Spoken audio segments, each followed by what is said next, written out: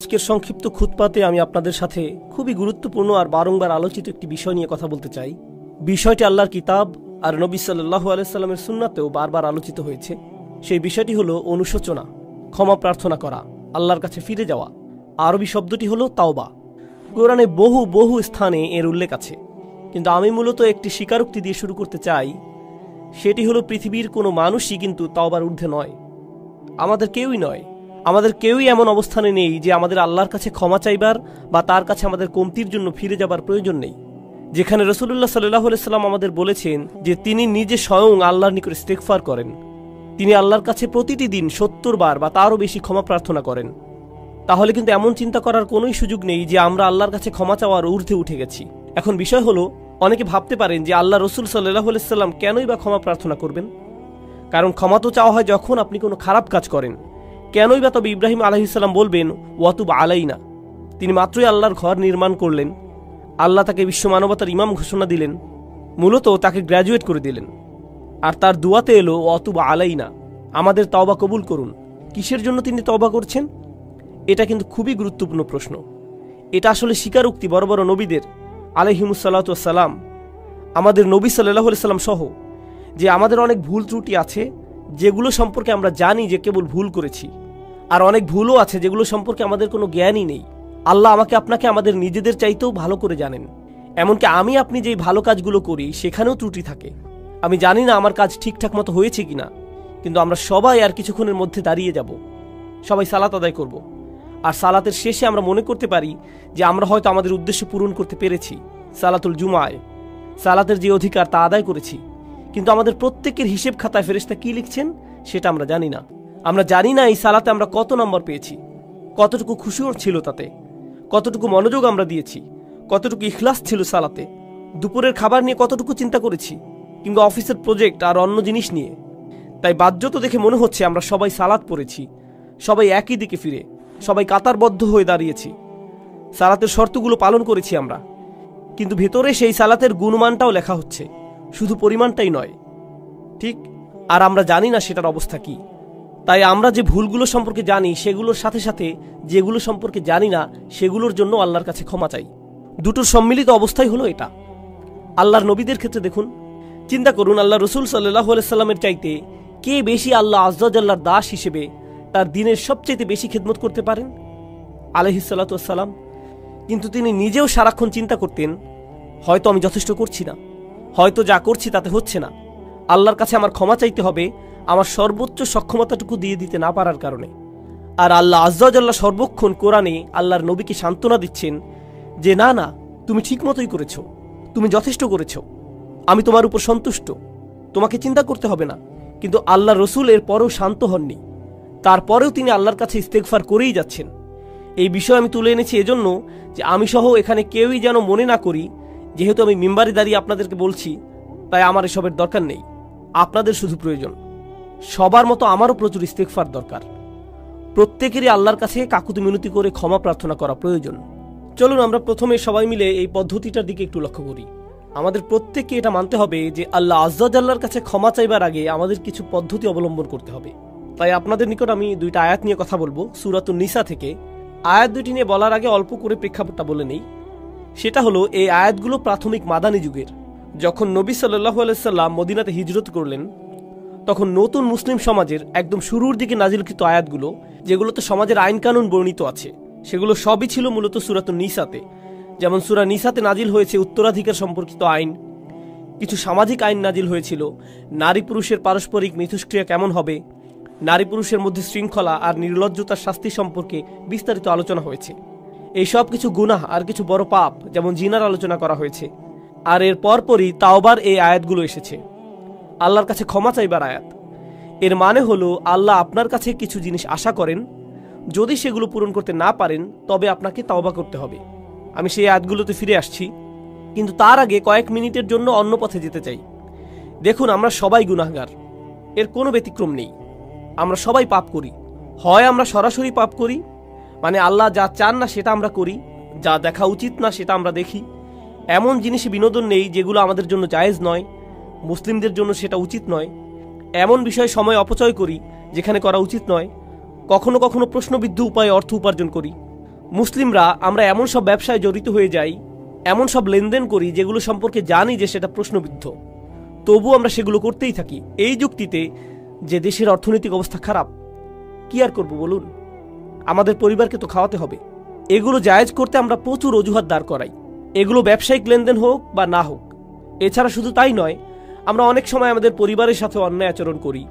আমাদের স্ত্রী, আমাদের সন্তান, আমাদের ভাই, আমাদের কাজিনদের সাথে আমরা দ্বন্দ্বে জড়িয়ে পড়ি, উত্তরাধিকার নিয়ে অন্যায়ভাবে ঝগড়া শুরু করে দেই। কত ধরনের অন্যায় কাজই তো আমরা করি। আর আমাদের দৈনন্দিন জীবনেও আমরা সহজেই রেগে যাই, মুখের ভাষার নিয়ন্ত্রণ হারিয়ে ফেলি, বাজে শব্দ ব্যবহার করি, একে অন্যের গীবত গাই, আমরা মিথ্যা বলি, ছোটখাটো মিথ্যাকে গুরুত্বপূর্ণ মনে করি না, তাই না? আপনার বস ফোন দিয়েছে, আপনি ঘর থেকে বেরই হননি, কিন্তু আপনি বললেন আমি একদম অফিসের কাছেই। না, আপনি তো অফিসের কাছে নন, আপনি 10 মাইল দূরে। কিন্তু বসকে একটু মিথ্যা তো বলতেই হবে, তাই না? আমরা এসবকে তেমন কিছু মনে করি না। তাই কেউ যদি বসে বসে নিজের যত পাপ আছে সব নিয়ে চিন্তা করে, অন্তত যেগুলো মনে পড়ে সেগুলো নিয়ে। মনে আছে খুতবার শুরুতে বলেছিলাম, অনেক পাপ আছে যেগুলো আমরা মনেও করতে পারি না। এত পাপ আছে যা আল্লাহ আমাদের থেকে ভালো জানেন যে কোথায় আমাদের পাপ হয়েছে। আর এগুলো তো শুধুই গুনাহের কাজগুলো, কিন্তু আমাদের ভালো কাজে যেসব ভুল হয়েছে সেগুলো তো অগণিত। অন্য ভাষায় বললে, যেমন আমি বললাম সালাত, দুয়া, অজুর মতো সহজ জিনিসগুলো, আমাদের অজুতে কত রকম ভুল ছিল, আমাদের সালাতে কতগুলো ত্রুটি ছিল, আল্লাহর কাছে দোয়ার সময় আমরা কতটুকু মনোযোগ দিচ্ছিলাম। খুব জনপ্রিয় একটা ঘটনা মনে পড়ে গেল, আমি প্রায় এটা বলি। আলী রাদিয়াল্লাহু তাআলা আনহু এক লোকের পাশ দিয়ে যাচ্ছিলেন, সে ইস্তেগফার করছিল, সে শুধু আল্লাহকে ক্ষমা করতে বলছিল আস্তাগফিরুল্লাহ আস্তাগফিরুল্লাহ আস্তাগফিরুল্লাহ। সে শুধু এটা বলেই যাচ্ছিল, মুখস্থ বলছিল। আর তিনি তাকে দেখে বললেন, তোমার ইস্তেগফার প্রয়োজন, তাই না? যেভাবে আল্লাহকে বলছো ক্ষমা করতে, কি এসব? তুমি শুধু পাখির মতো উচ্চারণ করেই যাচ্ছ, এর অর্থ সম্পর্কেও তুমি জানো না। দেখে মনে হচ্ছে তুমি আসলে চাচ্ছও না, শুধু কসরতের মতো করছো। ইস্তেগফার তো এমন হবার কথা নয়, আন্তরিকভাবেই তোমার পাপের জন্য অনুশোচনা হবার কথা। তাই প্রথম যেই কথা আপনাদের বলতে চাই তা হলো, আমরা প্রতিনিয়ত প্রচুর মন্দ কাজ করি, আমরা প্রচুর ত্রুটি করি। আমাদের বাম দিকের ফেরেশতা খুবই ব্যস্ত থাকেন, তার প্রচুর লেখালেখি করতে হয়। আর কেউ যখন আসলেই এসব নিজের ক্ষেত্রে চিন্তা করে, দুইটি জিনিস সঙ্গেই হয়, দুটি জিনিস সাথে সাথেই হয়ে যায়। সেগুলোর একটি হলো যে সে আবেগে আচ্ছাদিত হয়ে যায়, সে মনে করে আমি তো ধ্বংস হয়ে গেলাম, আমার তো জান্নাতে ঢুকবার কোনো উপায়ই নেই, আমি যা করেছি এর কারণে সেখানে তো আমার কোনো স্থানই হবে না। এটা হলো একটা বিষয়, আর এটা কিন্তু ভালো ব্যাপার নয়, সেটা একটু পরে বলছি। আরেকটা জিনিস যা হয় সেটা মোটামুটি ভালো, সেটা হলো আপনি অন্য মানুষ সম্পর্কে অতিরিক্ত চিন্তা করা বন্ধ করে দেন। দেখুন, আপনি যখন অন্য মানুষ কি ভুল করছে সেটা নিয়ে ব্যস্ত থাকেন, তাদের ভুল, তাদের পাপ, সেই ভাই এমন করছে, ওই বোন এমনটা করছে, এগুলো কিসের লক্ষণ জানেন? তা হলো আপনি আপনার নিজের সম্পর্কে চিন্তিত নন। আপনি নিজের ব্যাপারে এতই নিশ্চিন্ত যে অন্যকে নিয়ে ভাববার অনেক সময় আপনার আছে। এর অর্থ হলো এটাই। এর মানে হলো আমরা নিজেদের ভুল ত্রুটি, নিজেদের পাপ নিয়ে চিন্তিত নই, বরং অন্যদের ছোটখাটো ভুল নিয়ে চিন্তা করার প্রচুর সময় আমাদের হাতে, সেটাই এটার অর্থ। তাই আমরা যদি নিজেদের পাপ নিয়ে চিন্তা করি, তাহলে অন্যেরা কি করেছে সেটা নিয়ে এত না ভেবে নিজেদের অবস্থা সম্পর্কে বেশি দুশ্চিন্তা করতে পারবো। এখন আপনি যদি সত্যি নিজের অবস্থানে চিন্তাবোধ করেন আর ভয়ে আচ্ছন্ন হয়ে পড়েন যে আমার কোনো আশাই নেই, আমার জন্য কোনো ক্ষমাই নেই, তাহলে এই সময় আমাদের আল্লাহ আজ্জা জাল্লার হিদায়াতের প্রয়োজন। কারণ খুবই কষ্টকর আর দুঃখজনক অবস্থা এটা। দেখুন, সবচাইতে কষ্টকর আর সবচাইতে ক্ষতিকর মানসিক অবস্থা হলো একদম নিরাশ হয়ে যাওয়া। সবচাইতে ক্ষতিকর মানসিক অবস্থা এটা। এমনকি অমুসলিমরাও তারা যখন একেবারে আশাহীন হয়ে যায়, তখন ড্রাগ ওভারডোজ করে, কেউ আত্মহত্যা করে, সব ধরনের অপরাধ করতে থাকে। যখন তারা নিরাশ হয়ে থাকে, নিজেদের নিয়ে আর কোনো আশাই বাকি থাকে না, তখন যা ইচ্ছা তাই করতে থাকে। যখন কেউ নিজের আত্মার একেবারে নিম্নতর অবস্থায় চলে যায়, তখন সেই মানুষের মনে আর কোনো প্রকার আশারই অস্তিত্ব থাকে না। কিন্তু আল্লাহ আজ্জা জাল্লা আমাদের আশাহীন করে রাখেননি। আল্লাহ রসুল সাল্লাল্লাহু আলাইহি সাল্লাম আমাদের অনেক আগেই বলে গিয়েছেন, কুল্লু বানি আদম খাত্তাউন, প্রত্যেক আদম সন্তান ভুল করে। অন্তত এখন তো আমরা জানি এই কথাটি, আল্লাহ রসুল নিজেও স্বীকার করেছেন সাল্লাল্লাহু আলাইহি সাল্লাম। কিন্তু এরপর তিনি বলেন, ওয়া খায়রুল খাত্তাইন আত-তাওয়াবুন, ভুলকারী মানুষদের মধ্যে সর্বোত্তম হলো যারা আল্লাহর কাছে ফিরে আসে, তারা ফিরে এসে আল্লাহর কাছে ক্ষমা চায়। অন্যভাবে বললে, আল্লাহ এই দরজা আমাদের জন্য খুলে রেখেছেন। যত পাপই আমরা করি না কেন, আল্লাহ আমাদের পুরো আমলনামা মুছে পরিষ্কার করে দিতে রাজি আছেন, কিছু থাকবে না। যে কোনো সমাজে যদি কোনো অপরাধ করেন, সেটা আপনার পার্মানেন্ট রেকর্ডে চলে যাবে, সেটা আর মোছা যাবে না, সেটা আর সরানো যাবে না, সেটা ওখানেই থাকবে, আজীবন থাকবে, যেন কালো এক মেঘ আপনার উপর। যেসব মানুষ যে কারণেই হোক এসবের মধ্য দিয়ে গিয়েছেন, বের হবার পর তাদের চাকরি খুঁজতে খুব কষ্ট হয়েছে। কেউ তাদের ব্যাকগ্রাউন্ড চেক করলে আর চাকরি দেয় না, কারণ তাদের রেকর্ডে কিছু একটা আছে। আল্লাহ আজ্জা জাল্লাহ আপনার আমলনামা একেবারেই মুছে দেবেন, যদি আপনি আমি আন্তরিকভাবেই আল্লাহর দিকে ফিরে যেতে প্রস্তুত থাকি। যদি আসলেই আমরা চাই এমনটা, আমরা যদি সত্যি আন্তরিক হই, তবে আল্লাহ সুবহানাহু ওয়া তাআলা শুধু কথার কথা বলছেন না, তিনি আসলেই আন্তরিক এক অন্তর চান, যে তার দিকে ফিরে আসবে। এমন অন্তর যা তার নিজের কীর্তির ব্যাপারে সত্যিকার অর্থে লজ্জিত থাকবে। যদি আমরা এমন করতে পারি, তবে আল্লাহ একেবারে শুরু থেকেই শুরু করবেন আমাদের জন্য, একেবারেই ফ্রেশ স্টার্ট দেবেন। এই আশার আলোই আল্লাহ আজ্জা জাল্লাহ আমাদের সূরাতুল ফুরকানে দিয়েছেন। তিনি আসলেই চরম পদক্ষেপ নিয়েছেন এখানে। তিনি শুধু বলছেন না যে আমাদের পাপ ক্ষমা করে দিবেন, তিনি বলছেন ফাউলাইকা ইউবাদদিলুল্লাহু সাইয়্যাতিহিম হাসানাত, সেসব মানুষ যারা আসলেই আল্লাহর কাছে ফিরে তওবা করে, আমি তাদের সকল পাহাড় পরিমাণ পাপ কর্ম নিয়ে ভালো কাজে পরিবর্তন করে দেব। অন্যভাবে বললে, শুধুমাত্র আন্তরিকভাবে যদি আপনি আল্লাহর কাছে ফিরে আসেন, তবে আপনাকে যে শুধু লাখো পাপ কর্মের জন্য উত্তর দিতে হবে না তা নয়, বরং তিনি আপনার লাখো পাপ কাজকে লাখো পুণ্যে রূপান্তরিত করে দিবেন। শুধুমাত্র আপনি তাওবা করেছেন এজন্য, শুধুমাত্র এটার জন্যই, শুধুমাত্র এই একটি জিনিস তিনি আমাদের থেকে চাচ্ছেন। আল্লাহ আজ্জা জাল্লাহ আমাদের জীবন আর কতই বা সহজ করবেন। দেখুন, যেসব মানুষ সারাক্ষণ গুনাহ করতেই থাকে, শয়তান তাদের কাছে এসে বলে তুমি তো এমনিতেও জাহান্নামে যাবে, তার চেয়ে বরং আনন্দ করেই নাও। শয়তান আসলেই এমন বলে, আর তারাও এভাবেই চলতে থাকে। আরে ধুর, আমি আর কি বা করব, তুমি জানো না ভাই, আমি একেবারেই ব্যর্থ, আশাহীন, তার চেয়ে বরং পুরোটা এনজয় করে নেই। শয়তানের প্রত্যেকটি ওয়াসওয়াসা শুনি, ফাটাফাটি করেই যাই দুনিয়া থেকে, জীবন তো একটাই, এরপর মরে যাব, এটাই হলো তাদের চিন্তা। এমন মানসিকতার জন্য আপনাকে অভিনন্দন।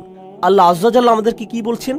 ইল্লা মান রাহিমা রাব্বুক ওয়ালিযালিকা খালাকাহু মা ইয়াফআলুল্লাহু বিআযাবিকুম। আল্লাহ বলছেন, তোমাদেরকে শাস্তি দিয়ে আল্লাহ কি পাবেন? মনে করো আল্লাহ চান তোমাদেরকে শাস্তি দিতে? আল্লাহ আমাদের কোরআনে এই প্রশ্ন করছেন যে আমাদেরকে শাস্তি দিয়ে তার কি লাভ হবে? এজন্য তো তিনি তোমাদের বানাননি, এজন্য তো তিনি তোমাদের সৃষ্টি করেননি। আরেক স্থানে আল্লাহ বলছেন, শুধুমাত্র তাদের ক্ষমা করে দেবার জন্যই তিনি তাদের সৃষ্টি করেছেন। অর্থাৎ তাদের তিনি সৃষ্টি করেছেন তাদের প্রতি করুণা করার জন্যই। তিনি আমাদের সৃষ্টি করেছেন যেন আমরা তার করুণা অর্জন করতে পারি। তিনি বলেননি তিনি আমাদের জাহান্নামের জন্য বানিয়েছেন, তিনি আমাদের করুণা অর্জনের জন্যই বানিয়েছেন। তিনি আমাদের করুণা করতে চান, এজন্য এই দরজা খুলে রেখেছেন তিনি। তিনি আমাদের এক পা আগাতে বলছেন, বাকিটুকু তিনিই পূরণ করে দিবেন। বেশি কিছু করতে হবে না আপনাকে, শুধু তার দিকে একটুখানি ফিরে আসুন, একটুখানি তাকে দিন, আর তিনি সেই দরজাগুলো খুলে দিবেন। এখন এই ভূমিকার শেষে আপনাদেরকে সূরা নিসার 2টি আয়াত নিয়ে বলতে চাই, যেগুলোকে আমি সবচাইতে গুরুত্বপূর্ণ আয়াত মনে করি। এই আয়াতগুলোর জন্য আপনাদেরকে প্রস্তুত করতে বলে নেই, এটা হলো আমার আর আপনাদের জন্য একটা হোমওয়ার্ক। সাধারণত খুতবা থেকে হোমওয়ার্ক অ্যাসাইনমেন্ট দেওয়া হয় না, কিন্তু আমি একটা দিচ্ছি। আমি চাচ্ছি আপনারা বাসায় যে এক টুকরা কাগজ নিয়ে তাতে আপনার মতে একটা পারফেক্ট দিনের বর্ণনা লিখুন। যদি আজকে রাতে ফেরেশতা আসে আপনার আত্মা নিয়ে যেতে, যদি মৃত্যুর ফেরেশতা আপনার জান কবজ করতে আজকে রাতে আসে, আর মুসলিম হিসেবে দিন যেমন হওয়া উচিত ঠিক তেমনটি আমার ছিল কিনা, তাহলে আমি অন্তত বলতে পারবো যে আমি মুসলমানের মৃত্যু পেয়েছি, আমি পুণ্যবান মৃত্যু পেয়েছি, সুন্দরভাবে মারা গিয়েছি। এরকম দিন দেখতে কেমন হবে? কোন সময় ঘুম থেকে উঠবো আমি? আমার স্ত্রী সন্তানদেরকে কি বলবো? কোন সময়ে আর কোথায় নামাজ পড়বো আমি? হয়তো আমি অফিসেও যাব সেদিন, কিন্তু সেখানে আমার আচরণ কেমন হবে? সেক্রেটারির সাথে কিভাবে কথা বলবো? আমার চোখ কোথায় থাকবে? আমি কম্পিউটারে কি দেখব? আমার বসের সাথে কতটা সৎ থাকবো আমি যদি জানি সেই রাতেই ফেরেশতা আসবে, তবে সেই দিনটা কেমন যাবে? মুসলিম হিসেবে একটা পারফেক্ট দিন দেখতে কেমন হবে? এই দিনটি কিন্তু আপনার ক্ষমার বাইরে যাবার দরকার নেই। দিনটি হতে পারে যে কোনো সাধারণ দিন, আপনার যা করা উচিত তাই করছেন। এতে যেসব জিনিস থেকে দূরে থাকার কথা আপনি দূরেই থাকছেন, খুব একটা কঠিন না। কিন্তু আপনি যদি বিস্তারিত রুটিন করতে চান নিজের জন্য, আমরা সবাই এক এক রকম, আমিও ভিন্ন রকম, কিন্তু যদি নিজের একটা বিস্তারিত রুটিন বানান যেখানে পারফেক্ট একটি দিন কাটাবেন, আর সেই দিনের সবচাইতে গুরুত্বপূর্ণ অংশ হলো দিনটির খুঁটিগুলো। একটি বিল্ডিংকে যেভাবে খুঁটিগুলো ধরে রাখে ঠিক সেভাবে, তাই না? ঠিক তেমনি আমাদের দিনকে ধরে রাখে 5টি খুঁটি, 5টি সালাওয়াত, 5টি নামাজ। তো আপনার রুটিনের সেই অংশটি যেন ঠিক থাকে, খেয়াল রাখবেন এটা যেন থাকে। এর মাঝে কি করেন? এগুলোর মধ্যখানে কি করেন? ইন্নাস সালাতা কানাত আলাল মুমিনিনা কিতাবাম মাওকুতা। যেটা অর্জন করা সম্ভব সেটার প্রতি আমার আপনার কাজ করা উচিত। এটা আমি আপনি কিন্তু অর্জন করতে পারি। আমার দৈনন্দিন চিত্র এমনই হওয়া উচিত। কিন্তু কেন এমন হয় না দিনগুলো? কেন দেরিতে ঘুম থেকে উঠি আমি? সম্ভবত দেরিতে ঘুমাতে যাই। তাই কেন এত দেরিতে ঘুমাতে যাই? কারণ সম্ভবত মধ্যরাত পর্যন্ত আমি মুভি দেখি। সম্ভবত সেটা বন্ধ করে সময় মতো ঘুমাতে যাওয়া উচিত আমার। কেন দোয়া করার সময় আমার কখনো কান্না আসে না? সম্ভবত আমি অনেক দিন যাবত আল্লাহর ঘরে যাইনি, তার কাছে যাইনি। শুধুমাত্র সেখানে যাই জুমার সময়, তাও আবার যখন তা একেবারে শেষের দিকে, যেন আবার নিজের জীবনে ছুটে যেতে পারি। কেন প্রত্যেকবার সালাতে যখন সিজদায় যাই উঠে দাঁড়ানোর জন্য ছটফট করি? যেমন সুবহান রাব্বিল আযীম, সুবহান রাব্বিল আলা, যেন এমনটা এতই তাড়াতাড়ি বলি আমি, কারণ আমার সেখানে বেশিক্ষণ থাকতে ইচ্ছে হয় না। আমার তো অনেক কাজ আছে, আমার জরুরি কাজ শেষ করতে হবে, তাই না? আল্লাহর সামনে নিজের মাথা নিচু করার চাইতে জরুরি আর কি হতে পারে? আমি বুঝি না আমরা কিভাবে নিজেদের বুঝ দিতে পারি এটা নিয়ে। সেই একটি জিনিস যা আল্লাহ তাকে করতে বলেছিলেন, সেই একটি জিনিস যা সে করতে অস্বীকার করেছিল, এই একটি জিনিস আমাদের তিনি প্রতিদিন করতে বলেছেন। আর আমরা যদি করিও সেটা যেন কৌতুক, কোন রকম করে দৌড়। এটা তো কিছুই না। কি এটা? সিজদা। এজন্যই আপনার উচিত দিনের রুটিন বানানো। এখন আয়াতটি শুনুন, ইন্নামাত তাওবাতু আলাল্লাহ। তাওবা শুধুমাত্র আল্লাহর জিম্মাদারিতে। আল্লাহ যে শব্দটি বলেছেন ইন্নামা কালিমাতাল হাসাল বিহাদিহিল আয়াহ, এই শব্দের মানে কি? এর মানে হলো আল্লাহ যা বলবেন এখন তা হলো একটি বিশেষ চুক্তি, শুধুমাত্র নির্দিষ্ট কিছু ব্যক্তির উপর কার্যকর করা হবে, সবার জন্য এটা না। এটা শুধুই তাদের জন্য যাদের বর্ণনা এখন দেয়া হবে। তিনি বলছেন আলাল্লাহ, কিছুই আল্লাহর উপর বাধ্যতামূলক নয়। আল্লাহ কিছুই করতে বাধ্য নন, শুধুমাত্র যা নিজের উপর বাধ্যতামূলক করেন সেগুলো ছাড়া। তিনি বলছেন আলাল্লাহ, আল্লাহর উপর এটা বাধ্যতামূলক যে তিনি নির্দিষ্ট ব্যক্তিদের তাওবা কবুল করবেন। আল্লাহ কিছু মানুষের তাওবা কবুল করাকে নিজের উপর আবশ্যক করে নিয়েছেন। কারা এই লোক? লিল্লাযীনা ইয়ামালুনা সুআ বিজাহালাতিন, সেই লোক যারা পাপ করে। এখানে আমি সাধারণ অনুবাদ করে দিচ্ছি, যারা পাপ করে। আল্লাহ মাত্রই বললেন তিনি নিজের জন্য যারা পাপ করে তাদের ক্ষমা করা বাধ্যতামূলক করে নিয়েছেন। তিনি কিন্তু আরও বলেছেন, চলুন দেখি এই লোকগুলো কারা। আর সেটার আগে ইয়ামালুন শব্দের প্রতি একটু মনোযোগ আকর্ষণ করছি। ইয়াফআলুন শব্দের তুলনায় আরবি ভাষায় কিছু করা বোঝাতে দুইটি শব্দ আছে, ইয়াসনাউনও আছে। এগুলো সবই কিছু করা বোঝাতে ব্যবহৃত হয়। ইয়ামালুন মানে হলো আপনার উদ্দেশ্য ছিল, এমন না যে আপনার ভুল হয়েছে, বরং আপনি করেছেন, আপনি জানতেন কি করছেন, আপনি ভুল করেছেন। এটা এমন না যে আপনি কিছু একটা বলে ফেললেন কিন্তু বলার সময় খেয়াল ছিল না যে ভুল করছেন, সেটা উদ্দেশ্যহীনভাবে। আমি উদ্দেশ্যের কথা বলছি, এটা কোনো ভুল নয়। তওবার প্রথম ধাপ হচ্ছে আমাকে আপনাকে অন্তত স্বীকার করে নিতে হবে যে পাপ করেছি। অজুহাতের পেছনে লুকানো বন্ধ করতে হবে। আল মাআযিরু মাকাযির, অজুহাত হলো মিথ্যে কথা।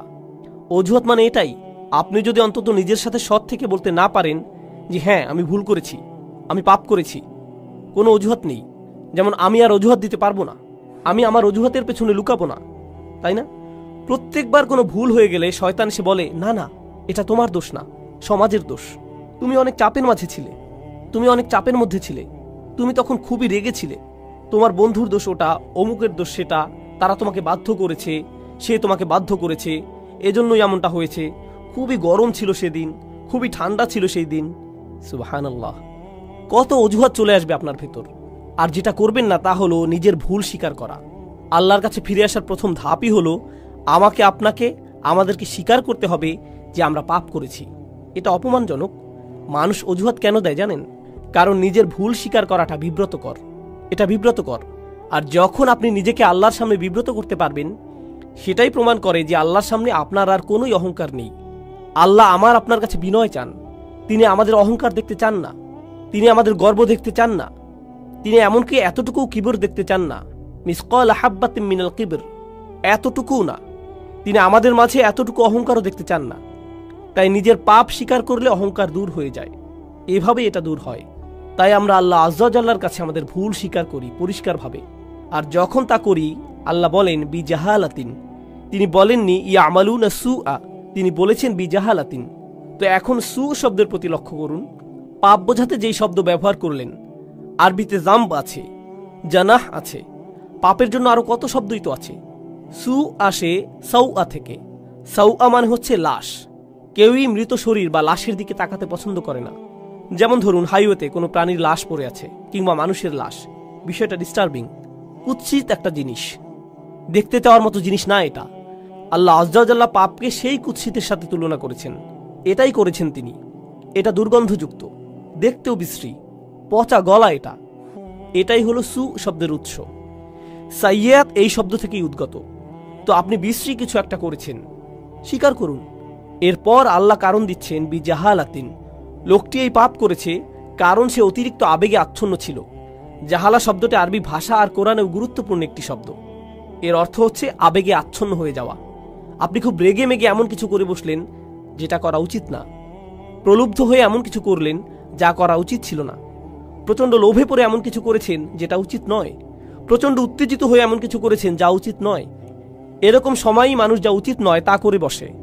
যখন তারা উত্তেজিত হয়ে যায়, কোনো আবেগে আচ্ছন্ন হয়ে যায়, সেই আবেগটি ভয়, ক্রোধ, লোভ, হিংসা, লালসা, প্রলোভন যাই হোক না কেন, তারা এই আবেগে তাড়িত হয়ে মন্দ কিছু করে ফেলে। আল্লাহ বলছেন, হ্যাঁ, সেই আবেগ সেখানে ছিল আর লোকটি আসলেই পাপ করেছে। সুম্মা ইয়াতুবুনা মিন করিব, আর সাথে সাথেই তারা আল্লাহর কাছে ফিরে বলে, ইয়া আল্লাহ, আমি করে ফেলেছি, আমি জানি আমি করে ফেলেছি, আমি একটা মানুষ, আমি জানি আমি পারফেক্ট দিন শুরু করেছিলাম আর সেই পারফেক্ট দিনটি সুন্দর করার চেষ্টাও করেছিলাম, কিন্তু পথিমধ্যে এই ভুলটি করে ফেলেছি, আবেগে আচ্ছন্ন হয়ে এই পাপটি করে ফেলেছি। এখন আপনার দিকে ফিরে এসে ওয়াদা করছি এমন কাজ আর কখনো করব না। ইয়া আল্লাহ, যা করেছি এজন্য আমি লজ্জিত। এখন আপনি আল্লাহ আয্যা ওয়া জাল্লার সাথে কথা বলছেন। এই কথোপকথন আরবিতেই হতে হবে এমন কোনো কথা নেই, কিন্তু আপনি নিজের ভাষাতেই এই কথা বলতে পারেন। আল্লাহ আয্যা ওয়া জাল্লা সকল ভাষার শিক্ষক। আপনি আল্লাহর কাছে ফিরে এসে যা যা ভুল আগে করেছি তা স্বীকার করব। ফাউলাইকা ইয়াতুবুল্লাহু আলাইহিম, তারাই সেই সব লোক যাদের তাওবা আল্লাহ কবুল করেন। তারাই সেই সব মানুষ যাদের জন্য তিনি দরজা খুলে দিতে চান। সেই দরজাটি আপনার জন্য বন্ধ না। আপনি আশা ভরসার অতীতে চলে যাননি। আর পরের আয়াতে যাবার আগে আমি আরেকটি ব্যাপার যোগ করতে চাই, সেটা পুরো বিষয় সম্পূর্ণ করবে। সেই আয়াতটি ছাড়া বিষয় পূর্ণ হবে না। খুবই গুরুত্বপূর্ণ। তা হলো, অন্যেরা যেভাবে আপনাকে দেখে আপনি নিজেকে সেভাবে ভাববেন না। নিজেকে অন্যদের মতো করে বিচার করবেন না। অন্যেরা ভাবতে পারে আপনি অনেক অসাধারণ, সেটাই আপনাকে অসাধারণ করবে না, এমন নাও হতে পারে। মানুষ আবু বকর সিদ্দিক রাদিয়াল্লাহু আনহুর কাছে এসে বলতো, আপনি খুবই ভালো। তিনি শুনে বলতেন, আল্লাহুম্মা আতিনি বিমা ইয়াকুলুন ওয়ালা তুআখিযনি বিমা লা ইয়ালামুন। তিনি বলতেন, ইয়া আল্লাহ, তারা যা সত্য মনে করে সেটা আমাকে দিন, আর তাদের যেটার জ্ঞান নেই সেটার কারণে আমাকে পাকড়াও করবেন না।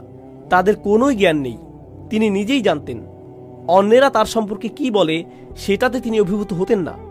একই সাথে অন্যেরা আপনার সম্পর্কে যেই খারাপ কথা বলে সেটা দিয়েও নিজের বিচার করবেন না। আপনি খুব খারাপ, আপনি দুর্নীতিগ্রস্ত, আপনি মুনাফিক, আপনি মিথ্যুক, আপনি ভণ্ড, আপনি অভদ্র, আপনি জাহান্নামে যাবেন, ইত্যাদি ইত্যাদি ইত্যাদি ইত্যাদি। এগুলোর কোনোই অর্থ নেই। মানুষ আপনাকে চেনে না, আল্লাহ জানেন। মানুষ যদি বলে আপনি কোনো কাজের না, আপনাকে দিয়ে কিছুই হবে না, ইত্যাদি ইত্যাদি, এর মানে এই নয় যে আল্লাহ আপনার সম্পর্কে সেটাই ঠিক করেছেন। ঠিক যেভাবে মানুষের প্রশংসা আপনাকে ভালো মানুষ বানায় না, তেমনি মানুষের নিন্দাও আপনাকে মন্দ লোক বানিয়ে দেয় না। সেটার সিদ্ধান্ত শুধু আল্লাহরই কাছে, আর কারো নয়। সেটা শুধু আপনার আর আল্লাহর মধ্যেই। আপনার সম্পর্কে মানুষের মন্তব্য যেন আল্লাহর সাথে সম্পর্ক নষ্ট না করে দেয়। তারা আল্লাহর কাছ থেকে তথ্য নিয়ে আপনার ব্যাপারে মন্তব্য করেনি, তাদের সেই তথ্য নেই, শুধু তার কাছেই আছে। তিনি বলছেন, শুধু এই লোকগুলোর তওবাই আমি কবুল করব। আল্লাহ আমাদের সবাইকে তাদের অন্তর্ভুক্ত করুন। এর পরের আয়াতে বলছেন, এই লোকগুলো থেকে আমি তওবা কবুল করব না। পরিষ্কার করে বলছি, আমি চাই তোমরা তওবাকারীদের মধ্যে অন্তর্ভুক্ত হও। এই লোকগুলোকে আমি গ্রহণ করব, কিন্তু এদেরকে আমি গ্রহণ করব না। লাইসাতুত তাওবাতু লিল্লাযীনা ইয়ামালুনা সাইয়্যাত, যারা পাপ করতে থাকে একের পর এক একের পর এক। আগের আয়াতে শব্দটি ছিল সু, মুফরাদ, একবচন।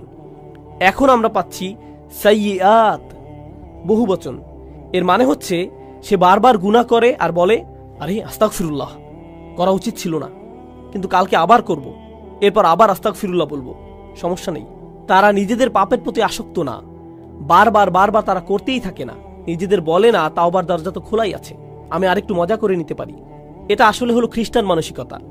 আমি রবিবার যে ক্ষমা চেয়ে নেব, পুরো সপ্তাহ পার্টি করে নেই, তাই না?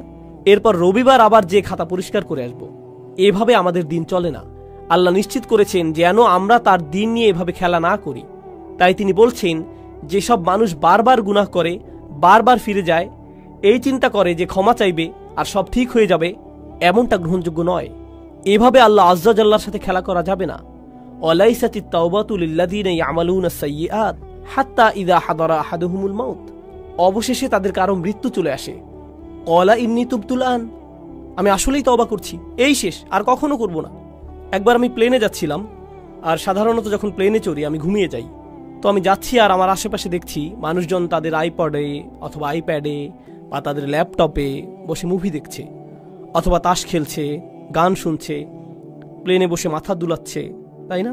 তো ঘুম ভেঙে দেখি প্লেন হঠাৎ 50 ফিটের মতো নেমে গেছে, কেবিনের প্রেশার বদলে গেল, মালাকুল মৌতের কাপগুলো নেমে এলো, তাই না? তখন আশেপাশে সবাইকে কি করতে দেখেন? সবাই দোয়া করছে, একেবারে সবাই। ও আল্লাহ, আমি সরি, আমি সরি, আমি সরি। সবাই এমন করছে।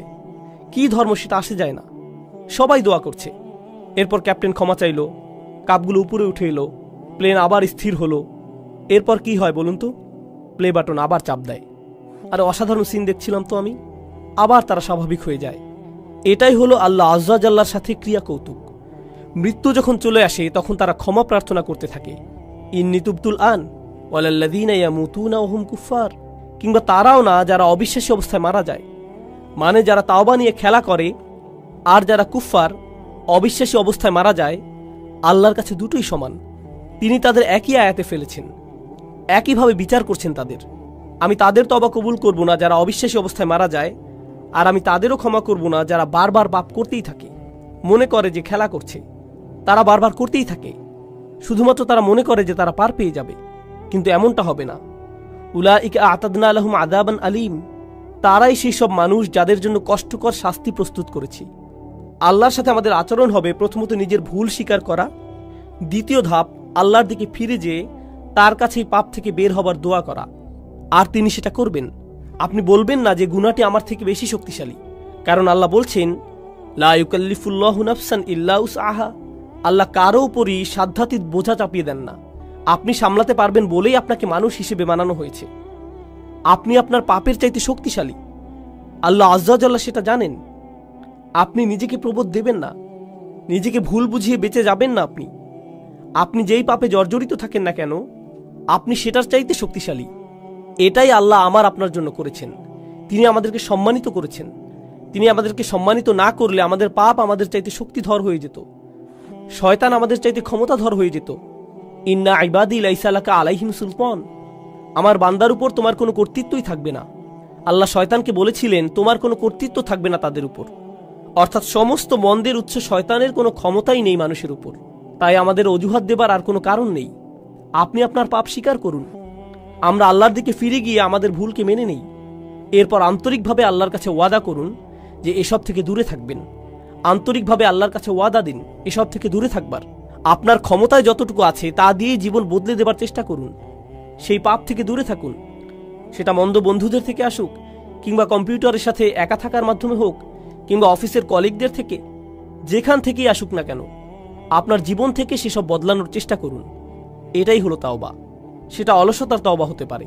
আপনি হয়তো ফজরের অনেক পরে উঠে কাজা পড়েন, আহা কাজাটা পরে নেই, তবে এটাই আপনার কাছে নর্মাল হয়ে গেছে, সিরিয়াসলি আর নেন না এটা। আপনি বলেন আমি চেষ্টা করেও পারি না। অবশ্যই পারেন। রাতে মুভি দেখা বন্ধ করে আল্লাহর সামনে দাঁড়ান, অজুহাত দেওয়া বন্ধ করুন, নিজেকে প্রবোধ দেওয়া বন্ধ করুন। আল্লাহ আয্যা জাল্লা এই জাতিকে তখনই উপরে তুলবেন যখন এই জাতি তওবার জাতি হবে, যখন আমরা আমাদের তওবা দ্বারা পরিশুদ্ধ হব। আল্লাহ আয্যা জাল্লা আমাদের সবাইকে তার ক্ষমা চাইবার ক্ষেত্রে আন্তরিকতা দান করুন। আল্লাহ আয্যা জাল্লা আমাদের তওবা গ্রহণ করুন, দিনে দিনে আরো ভালো মুসলিমে পরিণত করুন। আল্লাহ আয্যা জাল্লা যেন আমাদের শক্তিশালী সুন্দর মুসলিম পরিবার গড়ে তোলার সামর্থ্য দেন, যারা এই দ্বীনের সৌন্দর্য বিশ্বের সামনে তুলে ধরতে পারবে। বারাকাল্লাহু লি ওয়া লাকুম ফিল কুরআনিল হাকিম ওয়া নাফা'নি ওয়া ইয়্যাকুম বিল আয়াতি ওয়া যিকরিল হাকিম।